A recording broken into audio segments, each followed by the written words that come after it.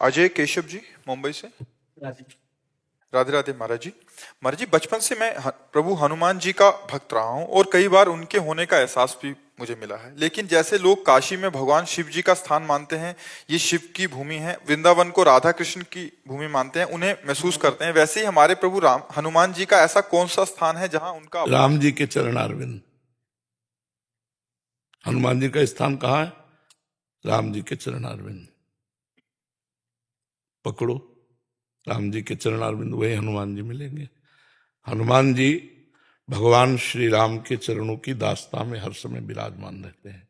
जहां सिया राम नाम है, जहां सिया राम रूप है, जहां सिया राम धाम है, वही कण कण में हनुमान जी विराजमान है। यत्र यत्र रघुनाथ कीर्तनम तत्र तत्र कृतमस्त कांजिलम वाष्पवारि परिपूर्ण लोचनम। आंसू बहाते हुए भगवान की चर्चा सुनते हैं, आंसू बहाते हुए भगवान का नाम कीर्तन करते हैं और भगवान की सेवा में बने रहते हैं। तो हनुमान जी का सिद्ध स्थान कहाँ है? राम जी के चरणारविंद। समझ पाए आप? और ये भ्रम छोड़ दो कि आपको हनुमान जी का अनुभव हुआ है। हनुमान जी का अनुभव होने का मतलब है पूर्ण हो जाना। हनुमान जी कौन जानते हो? भगवान शंकर के 11वें रुद्र के अवतार है।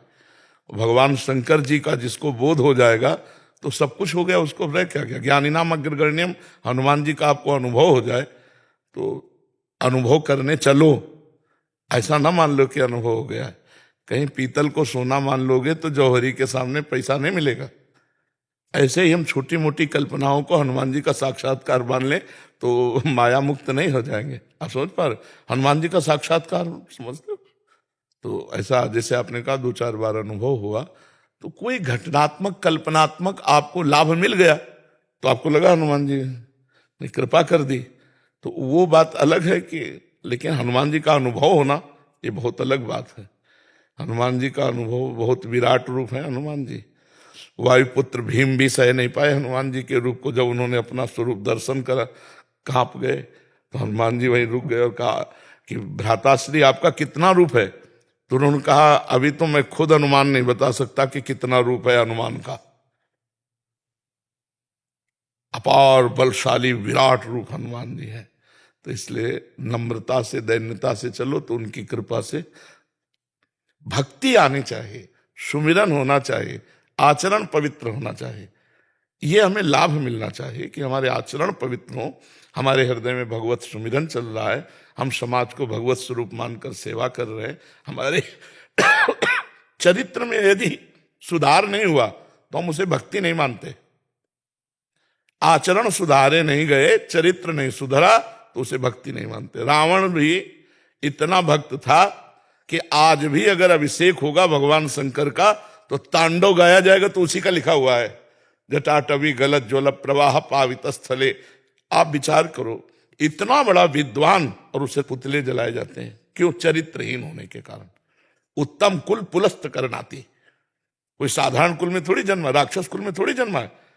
पुलस्त ऋषि का पौत्र है, फिर राक्षस क्यों कहा गया? उसके आचरण से, चरित्रहीनता से। रघुवंशी भगवान है तो उत्तम ब्रह्म ऋषि के संतान है, विश्वश्रवा पुत्र है, कोई साधारण थोड़ी है। और अगर भगवान तो भगवत पार्षद है, जय विजय है, कोई अंतर नहीं। चरित्रहीनता का जो स्वरूप है वो, हमको एक महात्मा मिले थे काशी में, बड़े सिद्ध महापुरुष थे। तो नई अवस्था हमारी थी, हमारा जोर से हाथ पकड़ा, ऐसे बड़े भावावेश में रहते थे।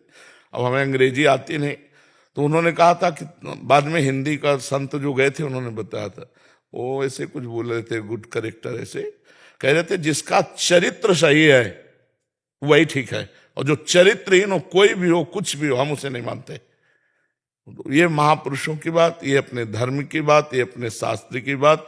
हम सबको चाहिए अपने चरित्र पावन करने चाहिए, हमारे आचरण ऐसे गंदे ना हो जो नहीं होने चाहिए। हमारी भक्ति कम हो तो चलेगा, चरित्रहीनता नहीं होनी चाहिए। हम ज्यादा भजन नहीं कर पाते, ज्यादा पवित्रता नहीं, ज्यादा जितेंद्री नहीं, पर हम चरित्रहीन नहीं है तो काम बन जाएगा। चरित्रहीन है बहुत कुछ, सब रावण छोटा मोटा तपस्वी था, बहुत बड़ा हिरण्यकश्यप छोटा मोटा तपस्वी था, ब्रह्मा जी नहीं देख पाए कि कहाँ है, उसकी हड्डी नहीं दिखाई दे रही थी, बांबी लग गई थी, तो तब देखा कि हिरण्यकश्यप इतना बड़ा तपस्वी। लेकिन किस काम आई तपस्या? जगत मंगल के लिए, दूसरों के सुख के लिए थोड़ी आई। अहंकार करके भगवान से विरोध किया, भगवान ने फाड़ के फेंक दिया हिरण्यकश्यप को नरसिंह रूप में। जी। स्वप्निल पाटिल जी, वृंदावन से। श्री हरिवंश। महाराज जी, आपके चरणों में कोटि कोटि प्रणाम। महाराज जी, आज इस शरीर का जन्मदिन है, इसे भागवतिक पद्धति से कैसे मनाओ? नाम कीर्तन, घंटा 2 घंटा नाम कीर्तन करो और 2-4 संतों को भोजन पवा दो। हमसे पूछा है तो वृंदावन है, बहुत संत भगवान रहते हैं, प्रार्थना करो, 2-4 संतों को भोजन पवा दो, नाम कीर्तन करो, वृंदावन की परिक्रमा करो, ठाकुर को भोग लगा दो, बहुत बढ़िया जन्म उत्सव हो गया। नहीं और बड़ा करना हो तो 24 घंटे का नाम कीर्तन कर लो, 100-200 महात्मा पवा दो, ठाकुर जी का भोग लगाओ, वृंदावन की परिक्रमा करो, इससे बड़ा उत्सव क्या होगा? ठाकुर जी की, राधा वल्लभ लाल की खिचड़ी सेवा और छवि सेवा मिली है। हाँ हाँ, बहुत बहुत सुंदर, बढ़िया। तो और संतों को पवाओ, संतों को जरूर। भगवान संतों के मुख से पाते हैं, जो भगवान नाम जापक संत हैं। अगर एक तरफ भगवान को भोग लगाओ, एक तरफ संत को, तो एक दिन खीर की यज्ञाहुति होती थी, राजा किसी अनुष्ठान को पूर्ण करने के लिए ऐसा, तो 2-3 भजनानंदी ब्राह्मण यज्ञ करते थे। एक दिन उनके मन में आया कि इतनी मेवा मिष्ठान की खीर जो है अग्नि भगवान को आहुति करते, एक दिन हम भी पाके देखे। तो पर्दा लगा दिया, बस केवल ऐसे बोलते स्वाहा, और आवाज पूरी गई कि पहरेदार को समझ में आवे है, और इसके बाद सब तीनों मिलकर खीर पाए।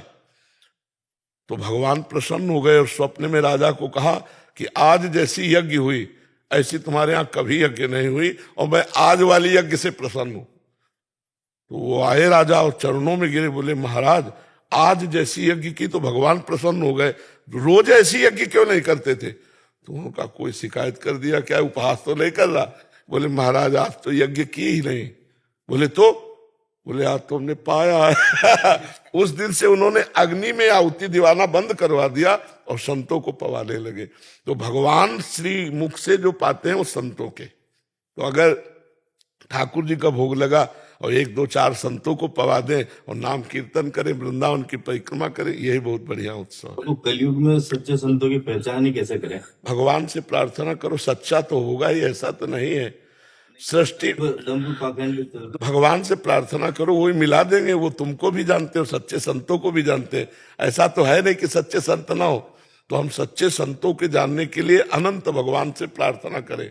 जब द्रवई दीन दयालु राघो तो साधु संगति पाइए, वो भगवान पहुंचा देंगे आपको। इसमें 2 बात महाराज जी, मान लो अपना गलत पैसा संत की सेवा में चला गया तो पाप बन जाएगा। हाँ बिल्कुल। अन्य गलत संत को मैं गाड़ी कमाई के पवा दूं तो पाप। इसीलिए अधिकारी वो भगवान से प्रार्थना करे। और आपको सही बताएं, आपके हृदय में भगवान बैठे, अगर आप पूछोगे तो आपको दृष्टि पड़ते ही कह देंगे नहीं मत दो। भगवान अपने आप सबके हृदय में बैठ करके उत्तर दे देते कि यार यहाँ कुछ गड़बड़ लग रहा है। वो भगवान अंदर संतोष नहीं देंगे, शीतलता नहीं देंगे। जहाँ संतोष और शीतलता मिले, जान लो भगवान यहाँ प्रकाशित है। प्रयास रूपी एक लक्ष्य है मेरा कि अगला जन्मदिन श्री जी के साथ निकुंज में मनाए, ऐसा एक भावड़ा मेरा लक्ष्य है। तो कैसे? शरीर छोड़ के जाना चाहते हो क्या अगले जन्म? मतलब श्री जी को जल्दी पाना चाहते हैं। कुछ नहीं, ऐसा कुछ नहीं सोचना चाहिए।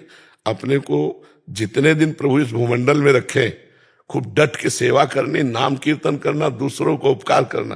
काहे को हम जाए? हमको भेजा है तो हम कुछ करके जाए।